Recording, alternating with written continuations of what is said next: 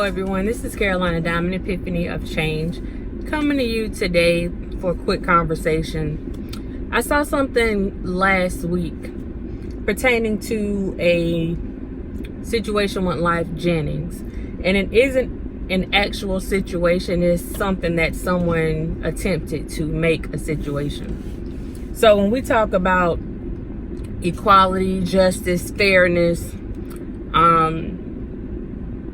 just basic human rights, equal rights, civil rights, everything for everyone, then I feel that it's imperative to us to touch on the things that some people may consider small things. To me, it's not a small thing. So one of the songs that Lyfe has out, I think the song is entitled Sex Slave. And the lyrics of the song were questioned by Charlamagne.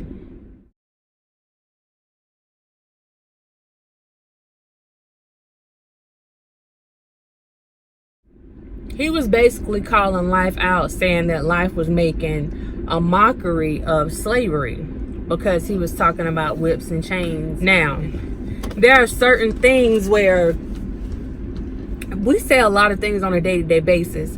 And if someone wanted to make an issue out of it, or say that it was degrading, or say that it is,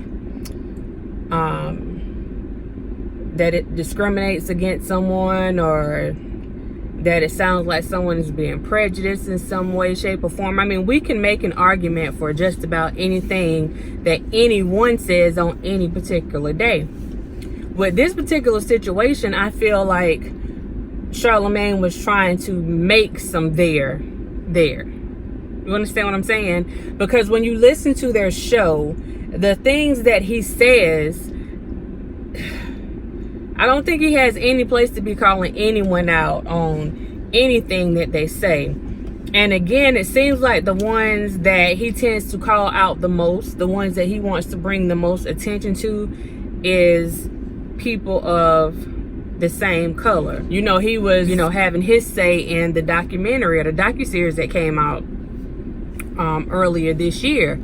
And I found that puzzling because, number one, I don't feel like he has the right to be speaking on anyone. Now, let me be clear. When I say justice for all, I mean justice for all. So in his particular case, and I'll explain the case first, and then I'll tell you why I'm saying justice for all. So Charlamagne was accused of basically raping, sexual assault, but rape, of a minor. So he had a charge of sexual assault of a minor, 2nd degree. He was indicted on that. This is where the party was. Me and Malika walked into the party with Charlamagne, his friends and cousins.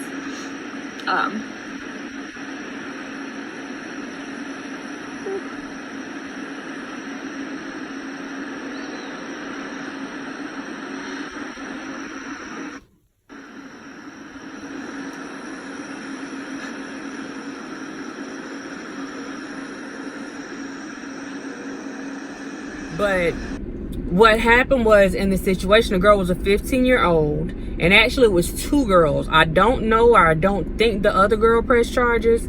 I don't know exactly how far they went with her, but the girl alleged, and it's all an allegation, but the girl alleged that she was sexually assaulted by some of Charlamagne's cousins and Charlamagne as well at Short Stay. This is a place in South Carolina outside of Charleston. So she called, and her friend called her mom immediately from the place. The mom called the police. So all this was done while they were still at the place. And this was in 2001, like June, maybe June 8th, 2001. Don't quote me on those dates. So the young ladies accused Charlamagne of basically giving them a drink that was laced with something, that he drugged them using a drink. And both of them, the other girl, she said that she passed out, and when she woke up, someone was trying to kiss her. They were on top of her trying to kiss her or whatever. And then the other girl, she could recall being taken into a bathroom or taken somewhere, and she was violated by some of the friends and cousins. And then she remembers being in a bed and Charlamagne getting in the bed, taking her clothes off, taking his clothes off, and proceeding to rape her, allegedly. So the thing was with this, she didn't wait. She did what she was supposed to do. I mean, she realized what happened.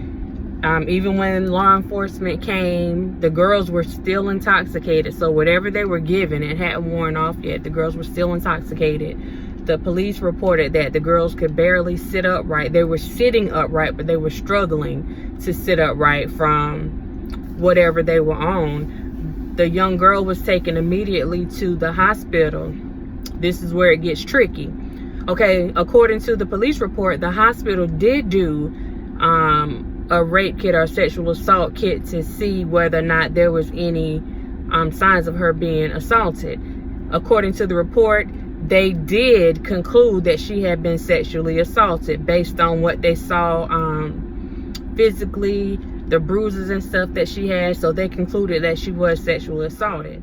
According to her and her mom, the mom basically felt like she had suffered enough. She didn't want her daughter going through all that, having her name drug or whatever. So the daughter didn't show up, and she was doing it at her mom's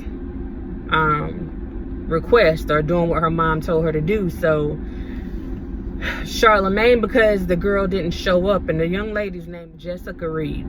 So because the girl did not show up at that particular time, she's a woman now, but I'm saying girl because she was a girl at that time. Because she didn't show up for court, they allowed Charlamagne to plead to a lesser charge. And I want to say it's contributing to the delinquency of a minor. I'm gonna go back and check that because I want to make sure I'm telling you guys the right stuff. But he was able to plead to that. Then they came back later and put out some information, like part of a report showing that none of Charlamagne's semen or DNA was found in this young lady's private areas. But what they neglected to say was no semen, nothing of any sort was found on her, which would suggest that whoever did these things to her used protection. It doesn't mean that she wasn't assaulted, because the hospital concluded after seeing her after it happened, immediately after it happened, they concluded that she was sexually assaulted.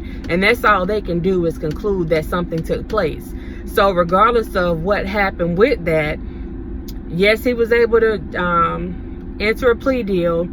He got 3 years prison with a suspended sentence. So that suspended sentence gave him 3 years probation. Understand what I'm saying? So he was actually sentenced to prison, but it was a suspended sentence that he had. So for him, to walk around and act like the young lady is lying, and the lady came back in 2018 and tried to get them to reopen the case. What she was told by the prosecutor's office is, in South Carolina, once a plea deal is met, they have to honor the plea deal. Period. So they weren't willing to open the case. And there was a letter that they put out formally. I'm not sure why they put a formal statement out there, a press release for the public, but they put a press release out. And then the young lady proceeded to take the case to the Supreme Court. And at that point, I don't know what happened, because I haven't been able to find any other information. But I am working on something with this, and I'll bring that information back to you later. So I wanted to put that out there and say, with everything that happened, looking at the police reports, looking at the affidavits, looking at everything from the court case, looking at the indictments, looking at the warrants, because Charlamagne was arrested, I think like June 22nd, 2001. He was arrested for sexual assault of a minor, and the initial paperwork actually said minors. So I don't know if they were planning on charging him with the other young lady, and you don't hear anything about her and all this, so I'm not quite sure what happened. But I just thought it was interesting that he had a lot to say about what was going on in the R. Kelly case, when he had a very similar case. The only difference was his alleged victim came forth immediately. She didn't go to the media to try to get money. She's still not trying to get money from him. She just wants justice, period. And she wasn't on any like rampage or anything like that. And she was 15 years old. She reported it to her mom the minute that it happened. Her friend reported it. So she has a witness. So I would just think, being in a situation like that and being able to get out of that situation, that he will be more mindful about certain things that he speaks on. But he's kind of reckless when it comes to the speaking, and it just has me looking like, dude. And the other conversations that he's had later about putting, stuff in people's drinks, and he said something that was interesting to me, that him and a lot of his friends, they did a lot of things when they were younger that would be considered rape now. And for him to even say that, they were talking about rape culture, but it sounds like the life that he was living was a deep part of that rape culture. Understanding that he bragged about, drugging a girl. She was allegedly white, saying that he drugged her, got her intoxicated and had sex with her, and he had to remind her that they had sex. Then he said something about his wife in like a joking way, and then when people came after him, he tried to clean it up. Him and his wife basically tried to clean it up. But the things that he laughs about, even down to the R. Kelly situation, he had jokes for days about these tapes and all this urine and all this stuff. And so I'm wondering, what was Lifetime's goal by even using him, unless he's somebody that they're going to try to come after later? That's something that I'm wondering about. So when I saw him making a case about Lyfe, and there were some old videos that I saw him coming after different people, and he was talking about, somebody messing with a transgendered person and all this stuff. And he went in, did all kind of videos and did stuff on the shows. And then I saw a show that he did recently with some transgender people. And all of them weren't transgender, but it was members of the LGBTQI A+ community. And it also had Malik Yoba on there. And Charlamagne was pretty quiet, and they barely scratched the surface about some of the comments that he had made about people in that community. And I felt like they did a disservice, not just to their community, but to people as a whole. Because if you're going to call people out, you're going to call people out. Don't get on the show and try to give people a pass because they're sitting there in front of you. You need to call them out.